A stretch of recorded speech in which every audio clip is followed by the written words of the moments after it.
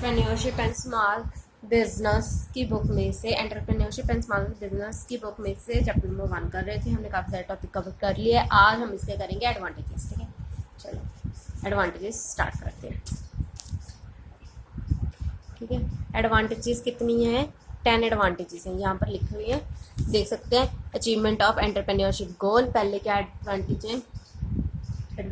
achievement of entrepreneurial goal, optimum utilization of resources, minimization of cost, increase profits, smooth running of enterprise, provides innovation, change of growth, social benefit, employment opportunity, lifeline of nation। ठीक है, ये सारे points हम advantage में करेंगे, मैं explain यहाँ पर करूँगी। ठीक है, फर्स्ट पॉइंट देखो, फर्स्ट पॉइंट क्या कह रहा है?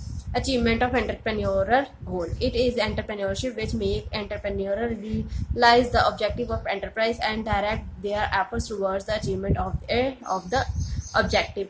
सिंपल है, कह रहे हैं एंटरप्रेन्योरशिप ही बताता है which make the entrepreneur realize, entrepreneurship entrepreneur को बताता है, रियलाइज कराता है कि एंटरप्राइज का ऑब्जेक्टिव क्या है, एम क्या है। Entrepreneur means person. ठीक है, जैसे बिजनेसमैन होता है वैसे ही एंटरप्रेन्योर होता है। एंटरप्राइज ही एंटरप्रेन्योर को महसूस कराता है कि एंटरप्राइज का ऑब्जेक्टिव, एम, टारगेट क्या है। ठीक है, और इसकी वजह से ही जो एंटरप्रेन्योर है सारे एफर्ट्स टूवर्ड्स किसके करता है? सारे एफर्ट्स को डायरेक्ट करता है, जिसकी वजह से वो क्या कर सके? ऑब्जेक्टिव अचीव कर सके। It bring the human and material resource, human और मटेरियल रिसोर्स को इकट्ठे लाता है, ह्यूमन और मटेरियल रिसोर्स को इकट्ठे लाता है, और मैन को भी यूज करता है ताकि इसके गोल, जो एंटरप्रेन्योर एंटरप्राइज के गोल्स को अचीव कर सके। ठीक है, ये 3 टाइप के ही रिसोर्स हैं, मैन, मटेरियल, एक होता है मैन, एक होता है मटेरियल, एक होता है मशीन। ठीक है, इन तीनों रिसोर्स को अच्छे से यूटिलाइज करता है एंटरप्रेन्योर, और एंटरप्राइज के क्या करता है? गोल्स को अचीव करता है। दूसरा है optimum utilisation of resources, no entrepreneur activities can be undertaken without the factor of production. Okay, कहते कोई भी एंटरप्रेन्योर कोई काम कर ही नहीं सकती, चल ही नहीं सकती अगर उसके पास ये फैक्टर्स ना हो। कौन कौन से फैक्टर ना हो? Land, labour, capital and entrepreneurship. अगर किसी एंटरप्राइज के पास ये चीज ना हो, ये फैक्टर्स ना हो, land, labour, capital and entrepreneurship, तो वो वर्क एंटरप्रेन्योर काम कर ही नहीं पाता। ठीक है, the 3 factor may provide inefficiency in the absence of the 4th, the entrepreneurship। ठीक है, ये 3 फैक्टर, जो 3 फैक्टर है ना, वो यूजलेस है विदाउट एंटरप्रेन्योरशिप। ठीक है, it is the entrepreneurship which make optimum utilisation of resource possible. ठीक है, एंटरप्रेन्योरशिप की वजह से ही ये रिसोर्सेज क्या होते हैं? यूटिलाइज हो पाते हैं, इस्तेमाल हो पाते हैं। ठीक है, I hope you can understand what I want to say. Minimisation of cost, cost को कम करना। In the present day increase competition, competition बहुत बढ़ रहा है आजकल के दिनों में। ठीक है, वही सरवाइव कर पाएगी एंटरप्राइज जो कि अच्छे प्रोडक्ट दे कम दाम पर। ठीक है, ये कैसे होगा कि अच्छे प्रोडक्ट दे कम दाम पर? ये कैसे होगा? बेटर प्लानिंग से, ओके, साउंड ऑर्गेनाइजेशन से, एफिशिएंट कंट्रोल से। इन सभी की वजह से क्या होगा? रिड्यूस होगी कॉस्ट, और and enable enterprise to face cut throat competition. और तकड़ा जो कंपटीशन है ना, फेस कर सकेगा कौन फेस करेगा? एंटरप्राइज। ठीक है, बहुत सौखा है। आजकल के दिनों में कंपटीशन बहुत ज्यादा हो रहा है, वही एंटरप्राइज सरवाइव कर पाएगी जो अच्छे प्रोडक्ट देगी कम दाम पर। कैसे होगा? बेटर प्लानिंग से, साउंड ऑर्गेनाइजेशन से, कंट्रोल से। ठीक है, इसकी ये सब करने से क्या होगा? प्लानिंग वगैरह से कॉस्ट होगी रिड्यूस, और एंटरप्राइज क्या करेगा? कंपटीशन को फेस कर पाएगा। ठीक है, नेक्स्ट पॉइंट देखो। नेक्स्ट है profit can be increase in any enterprise either by increasing the sale revenue. कहते हैं इंक्रीज प्रॉफिट किसी भी तरीके से इंक्रीज कर सकते हैं एंटरप्राइज में, किसी भी तरीके से। या तो सेल बढ़ा दो या कीमत कम कर दो। ठीक है, सेल बढ़ा दो या कीमत कम कर दो। ठीक है, इन दोनों से प्रॉफिट होता है। ठीक है, टू इंक्रीज द सेल बढ़ाना एंटरप्राइज के कंट्रोल के बाहर है, सेल बढ़ाना एंटरप्राइज के कंट्रोल के बाहर है। इसलिए एंटरप्रेन्योरशिप क्या करती है, रिड्यूस करती है कॉस्ट, जिसकी वजह से क्या होता है, इंक्रीज प्रॉफिट। ठीक है, प्रॉफिट इंक्रीज होगा तो फ्यूचर ग्रोथ एंड डेवलपमेंट तो होगी ही होगी।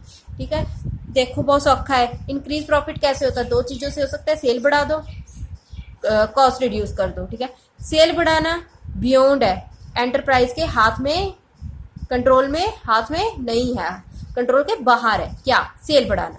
तो एंटरप्रेन्योरशिप क्या करता है, रिड्यूस कर देता है कॉस्ट रिड्यूस करने से क्या होता है, प्रॉफिट इंक्रीज होता है, क्या इंक्रीज होता है, प्रॉफिट इंक्रीज होता है, जिसकी वजह से फ्यूचर ग्रोथ हो सकते हैं। प्रॉफिट है तो फ्यूचर ग्रोथ भी होगी, डाइवर्सिफिकेशन भी होगी, डेवलपमेंट भी होगी, सर्वाइवल भी होगा, सब कुछ होगा अगर प्रॉफिट है तो। ठीक है, अगला देखो, नेक्स्ट पॉइंट है smooth running of enterprise.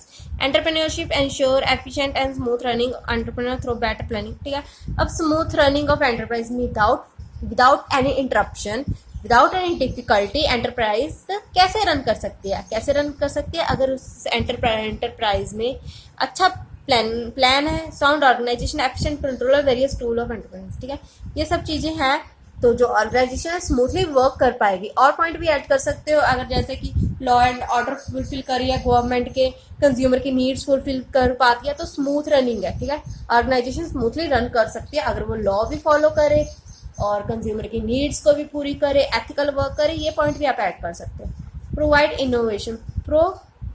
Innovation, entrepreneur provide new idea, imagination and vision. ये भी एडवांटेज है कि एंटरप्रेन्योर ही एक ऐसी चीज है जिससे क्या आता है, न्यू आइडियाज आते हैं, न्यू आइडियाज आ गए तो एंटरप्रेन्योरशिप बन गई, इमेजिनेशन कर लिया, सक्सेसफुल हो गया तो एंटरप्रेन्योरशिप बन गई, विजन कर लिया, एंटरप्रेन्योरशिप बन गई, एंटरप्राइज बन गई। ठीक है, ये भी सौखा ही पॉइंट है। अगला देखो, आई hope you can understand. If you can't understand anything then please message me on comment box. ठीक है, if you want any other separate video which I not post related to this subject, please message me, okay, so that I can post it. Change of growth, an enterprise and operate in a changing environment. Entrepreneur को change और flexible environment में भी काम करना पड़ता है, काम करना ही चाहिए। एंटरप्रेन्योर मोल्ड द एंटरप्राइज इन सच और ठीक है, ये लिखा है कि एंटरप्रेन्योर को जैसे इन्वायरमेंट चेंज होता है और वैसे ही चेंज होना चाहिए। It mould not only the enterprise, सिर्फ एंटरप्राइज को ही मोल्ड नहीं करना बल्कि इन्वायरमेंट को भी मोल्ड कर सकते हैं, इन्वायरमेंट को भी चेंज कर सकते हैं, ऐसे चेंज करो इन्वायरमेंट को जिसकी वजह से एंटरप्राइज को ही फायदा हो। ठीक है, in order to meet the challenges of automation and complexity of advantage technology also need to be developed. ठीक है, एडवांस टेक्नोलॉजी यूज करनी है जिसकी वजह से एंटरप्राइज डेवलप हो, एडवांस टेक्नोलॉजी यूज करनी है। इसका मेन रीजन ये भी है कि वेस्टेज नहीं होती, टाइम कम लगता है प्रोडक्ट बनाने को और रिसोर्स अच्छे से यूटिलाइजेशन होते हैं, इससे कॉस्ट भी रेट डिक्रीज होती है अगर हम लेटेस्ट टेक्नोलॉजी यूज करते हैं। अगला point, social benefit. Entrepreneurship is benefit not only the business enterprise, सिर्फ बिजनेस एंटरप्राइज के लिए ही नहीं एंटरप्राइज बेनिफिशियल है, बट किसके लिए भी है, सोसाइटी एज होल। सिर्फ बिजनेस के लिए ही नहीं एंटरप्रेन्योरशिप बेनिफिशियल बट सोसाइटी के लिए भी है। ठीक है, it rise the standard of living of people. हम कह रहे हैं कि सोसाइटी के लिए भी बेनिफिशियल है। सोसाइटी के लिए कैसे बेनिफिशियल है, सोसाइटी के लिए कैसे, सोसाइटी को अच्छे प्रोडक्ट मिलते हैं, उनका स्टैंडर्ड इंक्रीज होता है, गुड क्वालिटी प्रोडक्ट मिलते हैं, कम कॉस्ट पर मिलते हैं, इससे क्या होता है, सोसाइटी को बेनिफिट होता है। और आपको पता ही है एंटरप्राइज को कैसे फायदा होता है, एंटरप्रेन्योरशिप की वजह से प्रॉफिट मिलता है बिजनेस को। ठीक है, it also optimise utilisation of scarce resource and promote a place and. ठीक है, और सोसाइटी में क्या फ़ायदा है कि जो रिसोर्स हैं जो ख़त्म हो रहे हैं वो भी अच्छे से यूटिलाइज हो रहे हैं, तो इससे क्या है, सोसाइटी को ही फ़ायदा है। Employment opportunity.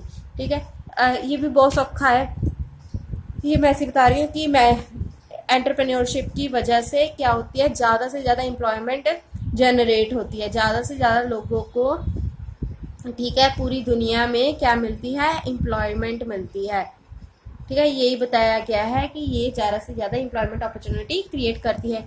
ये क्या, एंटरप्राइज एंटरप्रेन्योरशिप ज़्यादा से ज़्यादा एम्प्लॉयमेंट जनरेट करती है, जिसकी वजह से जो सबसे बड़ी प्रॉब्लम है ना, जो सबसे बड़ा ईविल है वो ख़त्म हो जाएगा। सबसे बड़ा ईविल क्या है? अनएम्प्लॉयमेंट, बेरोजगारी। इसकी वजह से वो ख़त्म हो रहा है एंटरप्राइज की वजह से। ठीक है, life line of nation, no country can progress without the development of entrepreneurship. कोई भी जो नेशन है या कंट्री है, कोई भी कंट्री एंटरप्रेन्योरशिप की वजह से नहीं चल पाएगी, इसके बिना नहीं चल पाएगी। एंटरप्रेन्योरशिप के बिना कोई कंट्री नहीं चल पाएगी। Every country try to promote its trade that is able to share benefit of development. ठीक है, ये बताया गया है कि सभी कंट्रीज को एफर्ट्स करने चाहिए जिससे एंटरप्रेन्योरशिप प्रमोट हो। एंटरप्रेन्योरशिप प्रमोट होगी तो नेशन की इकोनॉमी मतलब बढ़ेगी, कंडीशन अच्छी होगी।